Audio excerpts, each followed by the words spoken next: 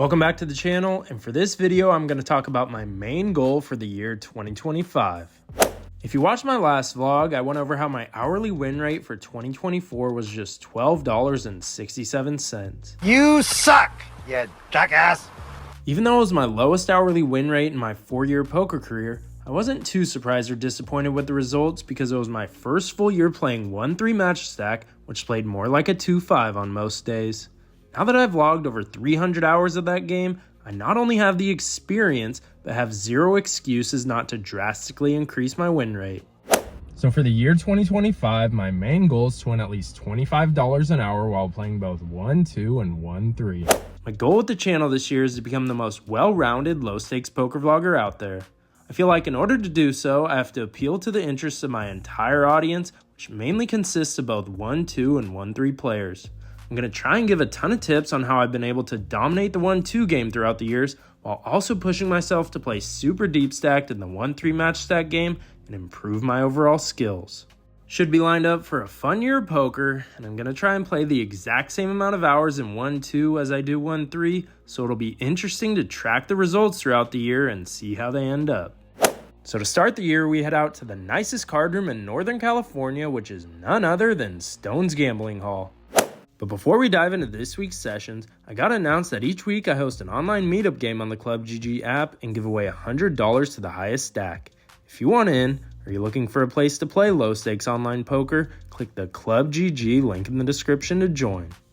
We buy into the 1-2 game for the max of $300, and after scooping in a few small pots early on, and even catching a bluff with pocket deuces, we're up $55 to start the day.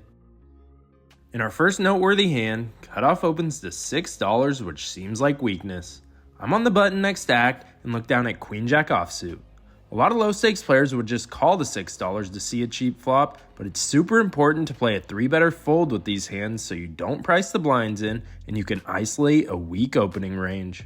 So I 3-bet to $18, and surprisingly the big blind puts in the cold call, which is usually pairs like 8s through jacks or big suited aces and Broadway hands. The cutoff calls as well, getting an amazing price, so we're going 3 ways to a flop in position of Ace-Jack-5 with 2 spades giving us a decent middle pair. Big blind takes the betting lead, throws out a super small bet of $15. Cutoff gets out of the way, and I don't really know what to make of this bet. Could be doing this with an ace, or he's trying to set his price with a flush draw. I'm just never folding for this price, and I think a raise would be an overplay with my specific hand, so I just put in the call. Pot's now up to $80, and the turn is a beautiful jack of diamonds giving us trips. The big blind doesn't slow down and keeps the aggression going with a half pot bet of $40. He only has about 45 left in his stack, and I don't want to see a scare card on the river that kills my action, so I decide to put them all in. Without even thinking much, he quickly folds. I don't know what hand plays this way, but I'll never complain when chips are pushed in my direction.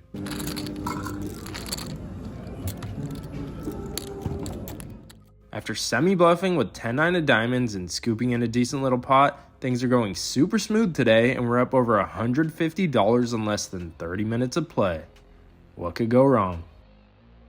In this next hand, I put on the $4 button straddle and get 1 call in middle position. Big blind calls, and I look down at ace-deuce of clubs last to act.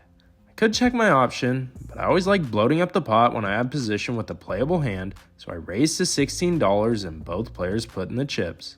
With $50 in the pot, flop comes out Ace-Jack-4 rainbow with 1 club, giving us top pair worst kicker and a backdoor flush draw.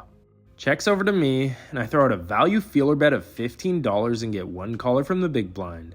Since I bet so small, he could have a wide range he's continuing with, like any ace, any jack, or a hand like king 10 or king queen for the gut shot. Pot's now up to $80, and the turn comes out the 3 of diamonds, completing the rainbow.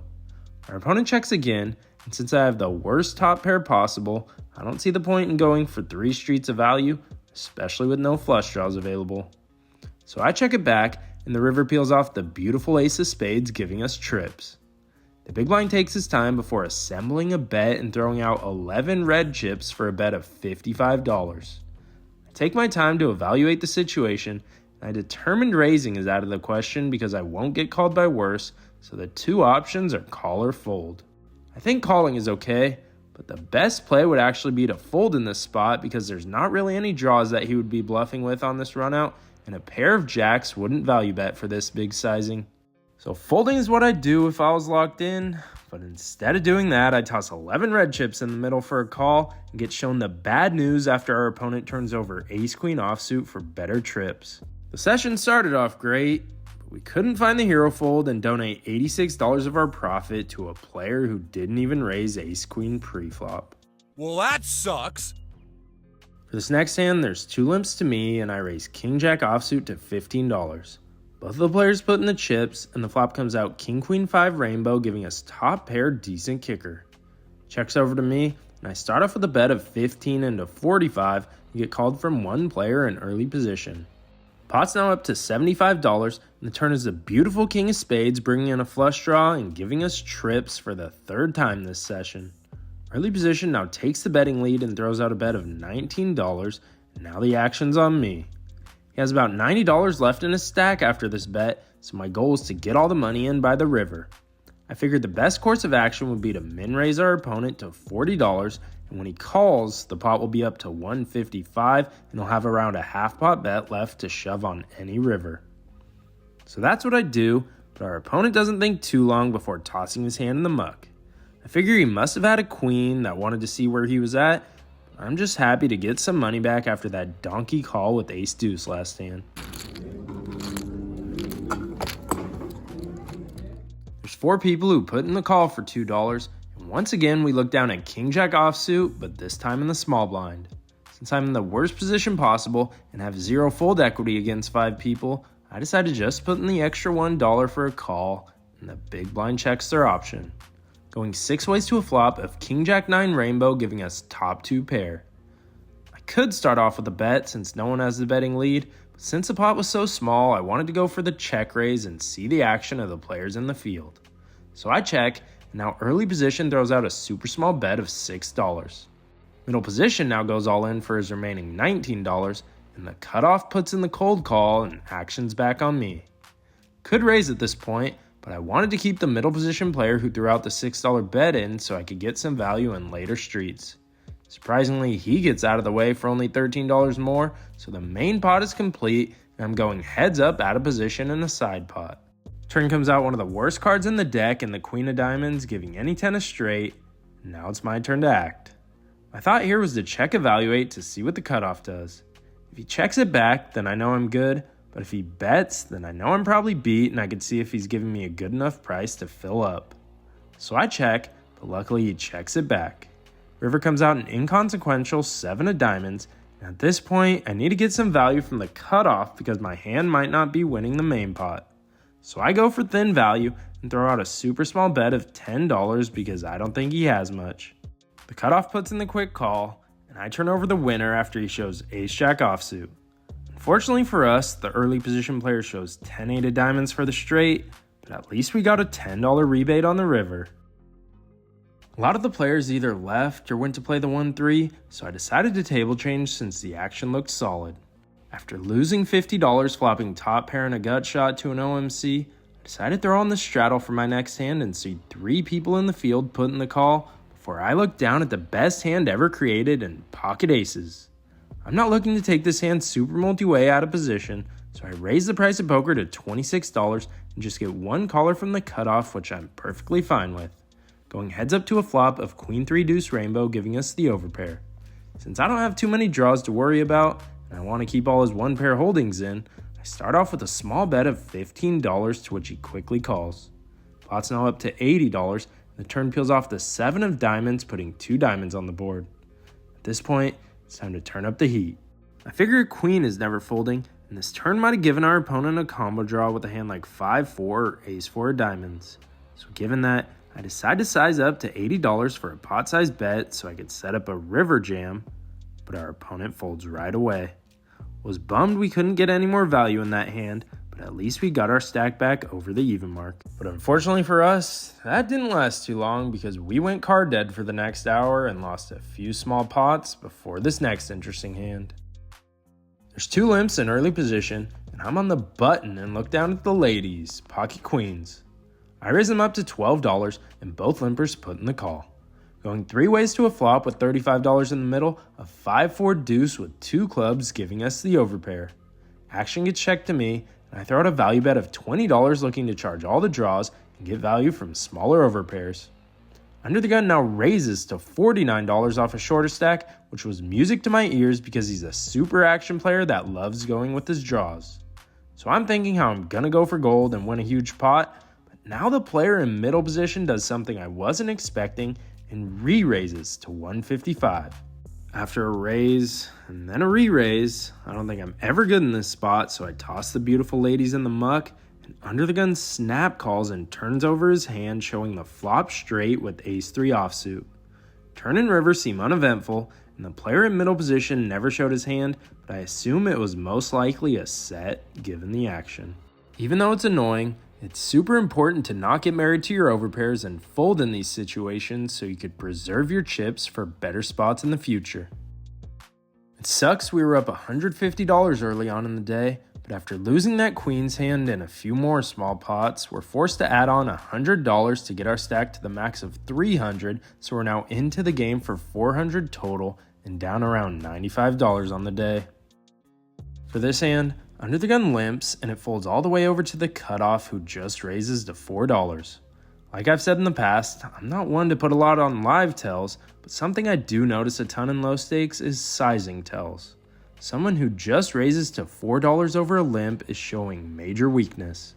Small blind puts in the call, and for what feels like the 1,000th time today, I look down at King Jack offsuit. Never just calling a $4 raise, so I put in the 3-bet to $22 and just get action from the cutoff. Going heads up to a flop with $50 in the middle of King 9-8 with 2 clubs, giving us top pair decent kicker, which I was pretty happy with. Since the board is so connected, there's a ton of draws available, I throw out a value bet of $25 and get quickly called.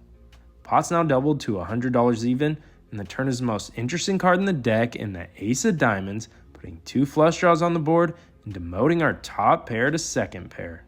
I could check and evaluate what our opponent does, but in my opinion, I think betting is the best play because there's so many flush draws and straight draws to get value from. There's clubs, diamonds, jack 10, 7-6, and I need protection from it all. So I throw out a bet of $40, and once again our opponent puts in the call. The pot's getting juicy, sitting at $180, and we're just looking for a clean river, which we get in the 4 of spades.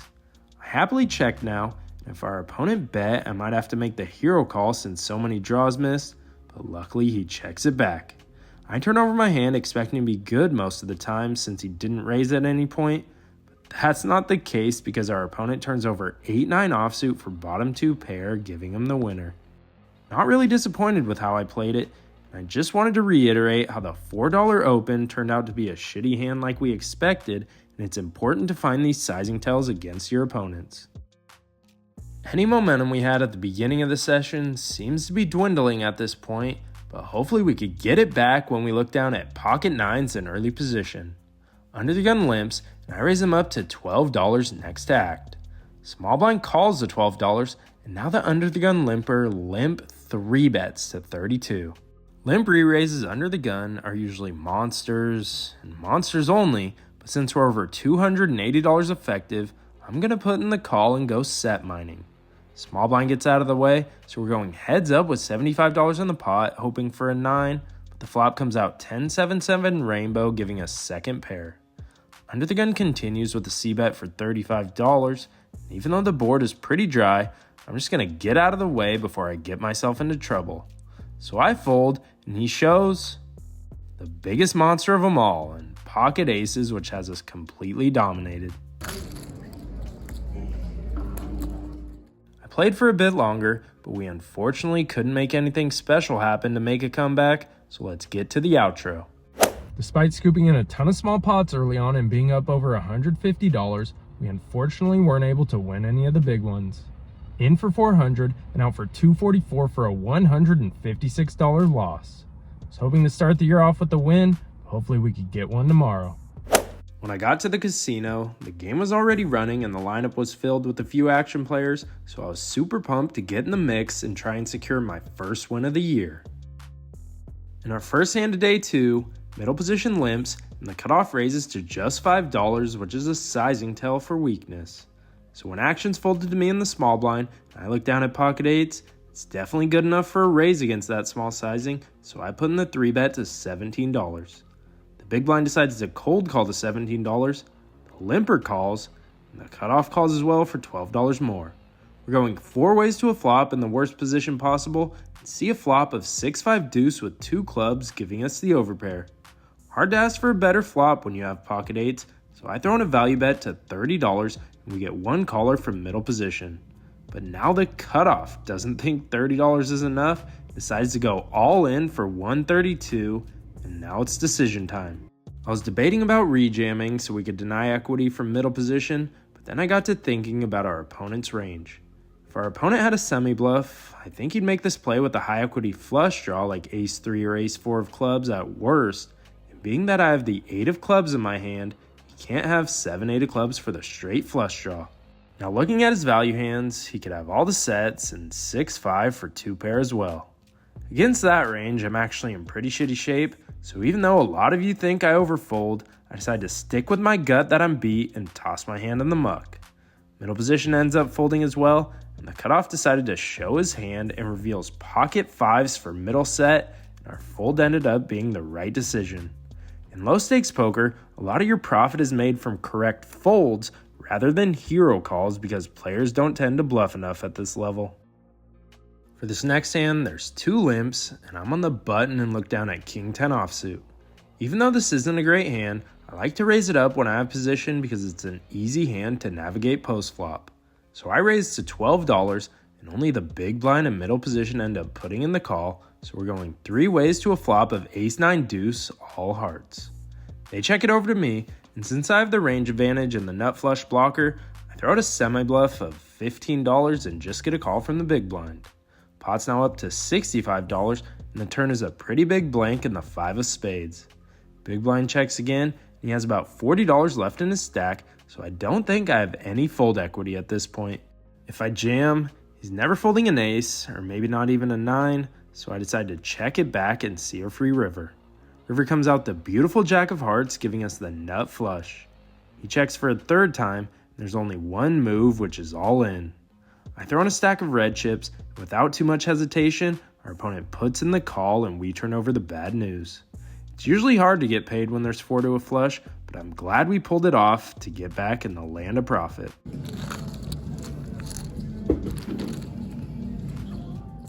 I'm looking to keep the momentum going when we look down at pocket 7s in early position and raise them up to $10. This table isn't afraid to get in the mix because 4 people end up putting in the call. Going 5 ways to a flop with $50 in the middle of Queen 7-4 rainbow giving us middle set. Big blind decides to open jam for $30, which is music to my ears. Action gets folded to me, and I go in a mini tank to make it seem like I have a tough decision, and end up putting in the smooth call to hopefully string along some more players. The button decides to join the party and puts in the $30 as well. The pot's now up to $140, and the turn peels off the beautiful 4 of clubs, pairing the board and giving us a full house. I think our opponent either has a queen or 5-6 for the straight draw, so since I have this board locked up and I don't want any of his draws to fold that I have drawing dead, I decided to throw out a small value bet of $47. He quickly calls, so now the total pot is up to $234, and the river comes out the 9 of hearts, which shouldn't really change anything. I think of a sizing that a hand like King Queen or Queen Jack will call and settle on a bet of $125. The button folds right away, saying that he had 6-5 of clubs for the missed straight flush draw, and he somehow wasn't drawing dead because he could have beat us if the 8 or 3 of clubs came on the river. But luckily that didn't happen, and we scoop in a pretty sizable pot for the first time in what feels like ages. It's about damn time.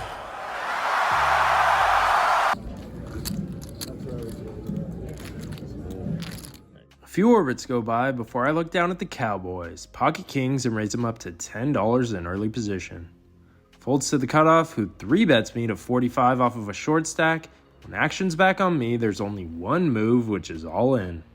He snap calls, and I turn over my hand like I always do when I'm all in, and he shows ace-queen of clubs, which we're a 67% favorite against.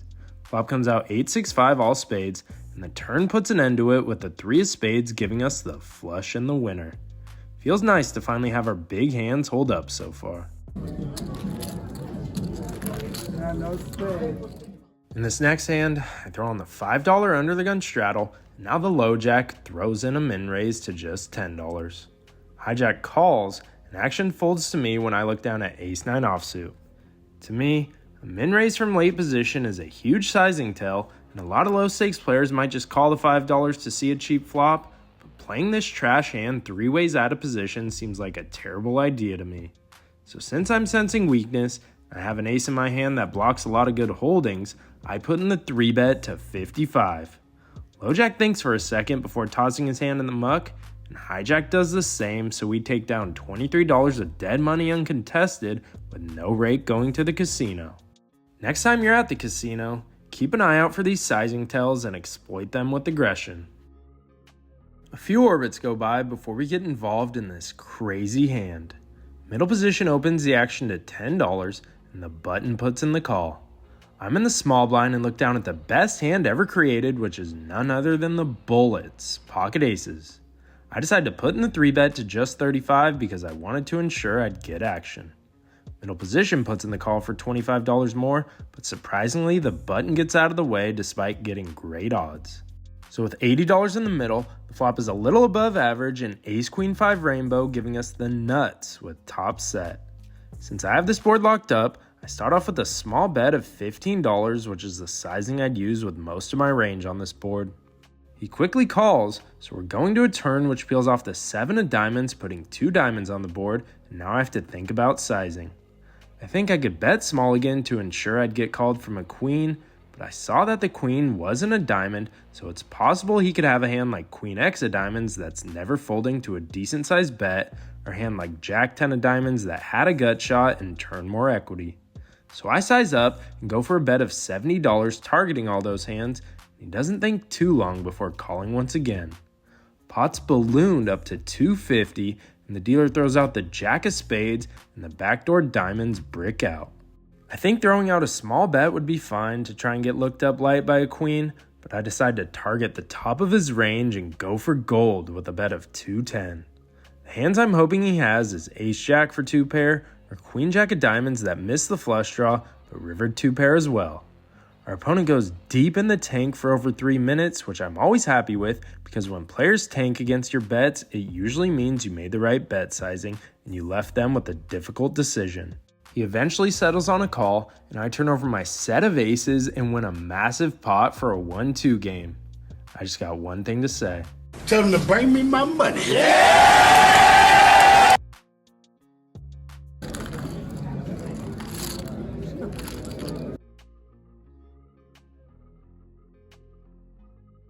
At this point, we're up over $500 on the day and life is good. In this next hand, I open ace-jack offsuit to $10 under the gun and get 2 callers from the low jack, who is the same player from last hand, and the big blind. 3 ways to a flop of 10-7-5 with 2 diamonds. If I was heads up, I'd start off with a bet since I have 2 overcards and the ace of diamonds blocker to apply future pressure, but since I'm up against 2 players, I decide to check and evaluate. The low jack snap checks it back, which I was perfectly fine with, especially when the turn peels off the jack of clubs, giving us top pair top kicker, but putting 2 flush draws on the board. Big blind decides to throw out a super small bet of $10, which felt like weakness because players like to size up with value hands when there's so many draws out. So given that, I think I have the best hand, and when that's the case, it's time to put more money in the pot.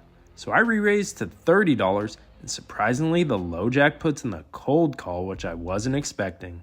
Big blind calls as well, so now I have to think about their potential hands.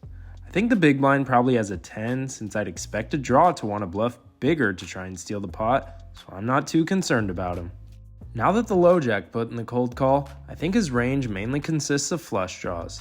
Since he was last hacked on the flop, I think he'd bet all his 10x hands, and if he had 8-9 for the open-ended straight draw or a front door flush draw with diamonds, I feel like he'd try to semi-bluff with a lot of equity to steal the pot since he was last to act and had position. So I'm basically putting him on either a club draw or a worse jack.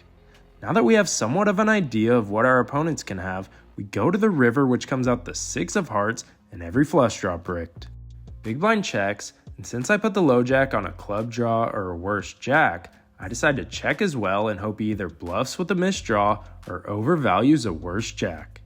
It looks like our plan is working out to perfection because he throws out a bet of $77, and to make life a little easier, the big blind gets out of the way.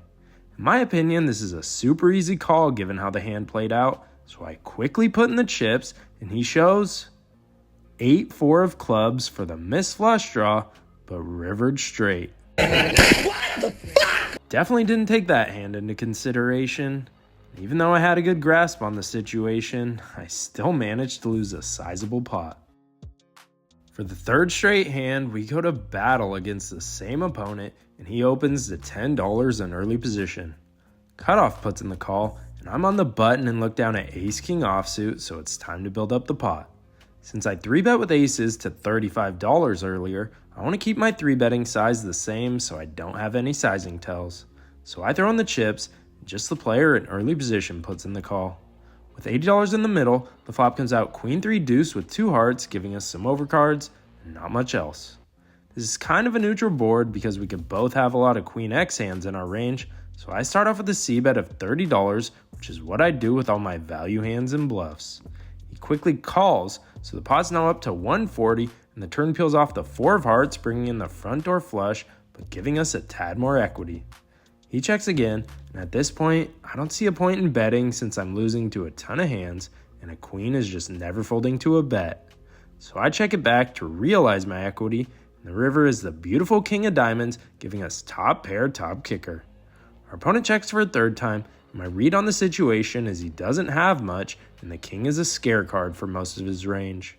So I decide to throw in a super small bet of just $10, and he doesn't think too long before tossing the money in the middle.